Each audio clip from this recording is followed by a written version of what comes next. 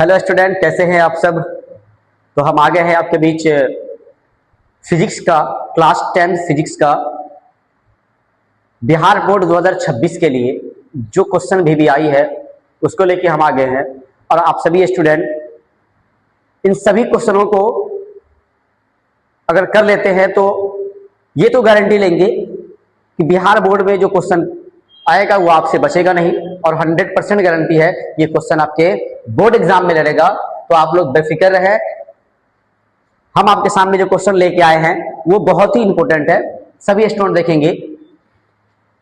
पहला क्वेश्चन ये है कि विद्युत धारा क्या है, इसके मात्रक को लिखें। बहुत ही आसान भाषा में और सरल भाषा में ये परिभाषा लिखा हुआ है कि विद्युत धारा क्या है, इसके मात्रक को लिखे। तो इसका आंसर जो दिया गया है और इस प्रकार से लिखा है, किसी चालक में प्रवाहित होने वाले आवेश, किसी चालक में प्रवाहित होने वाले आवेश की दर को, किसी चालक में प्रवाहित होने वाली आवेश की दर को विद्युत धारा कहते हैं। मतलब किसी चालक में जो आवेश प्रवाह होगा उस आवेश के दर को, दर मतलब रेट होता है, मतलब किस दर से धारा प्रवाह हो रहा है, उसमें कितना रेट लग रहा है, दर लग रहा है, उसी दर को हम क्या बोलते हैं, विद्युत धारा। इसका एसआई मात्रक एम्पियर होता है, इसका एसआई मात्रक एम्पियर होता है, जिसे ए के द्वारा सूचित किया जाता है। हमने पोस्ट में लिख दिया उसमें। सेकेंड नंबर क्वेश्चन है, सॉरी इसमें नोट में एक पॉइंट लिखा हुआ है कि विद्युत धारा को, नोट में विद्युत धारा को एमीटर से, विद्युत धारा को एमीटर से मापा जाता है। आप सभी स्टूडेंट जरूर इसको याद रखेंगे क्योंकि ऑब्जेक्टिव के लिए बहुत ही इंपॉर्टेंट है। आपसे क्वेश्चन पूछा जाता है कि विद्युत धारा का एसआई मात्रक क्या है, विद्युत धारा को किस यंत्र के द्वारा मापा जाता है। तो आप सभी स्टूडेंट नोट के इस पॉइंट को याद रखेंगे कि विद्युत धारा को एमीटर से मापा जाता है।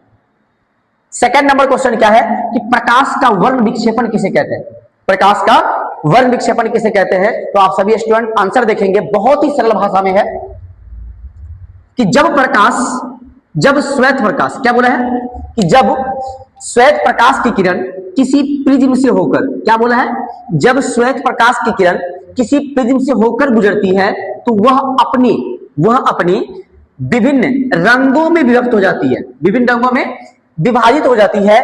श्वेत प्रकाश के विभाजन की इस घटना को, श्वेत प्रकाश के विभाजन की इस घटना को प्रकाश का वर्ण विक्षेपण कहते हैं।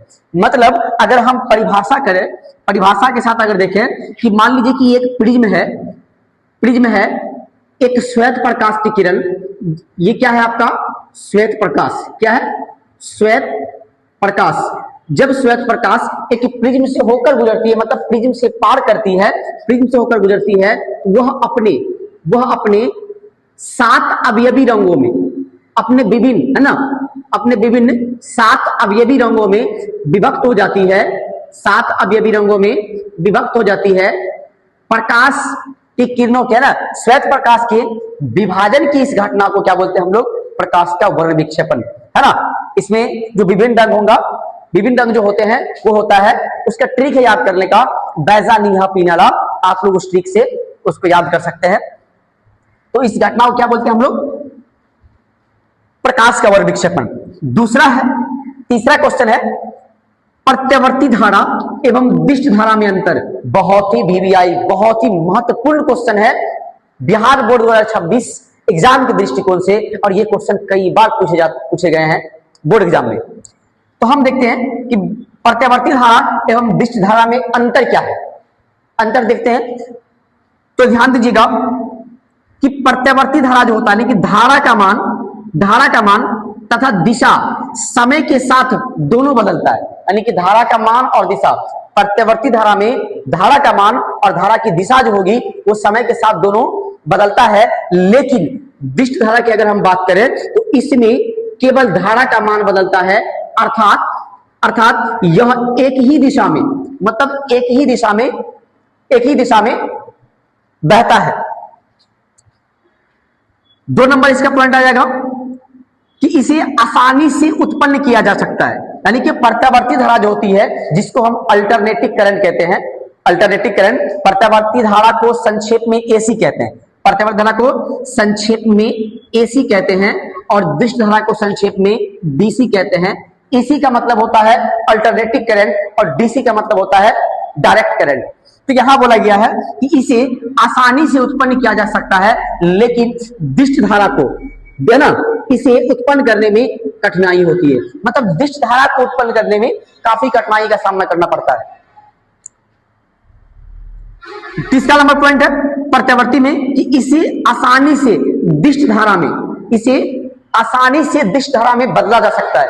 कहने का मतलब यह है कि प्रत्यावर्ती धारा को आसानी से दिष्ट धारा में बदला जा सकता है, लेकिन क्या बोल रहा है लेकिन दिष्ट धारा को प्रत्यावर्ती धारा में बदलने में काफी क्या होती है, बदलने में काफी कठिनाई होती है।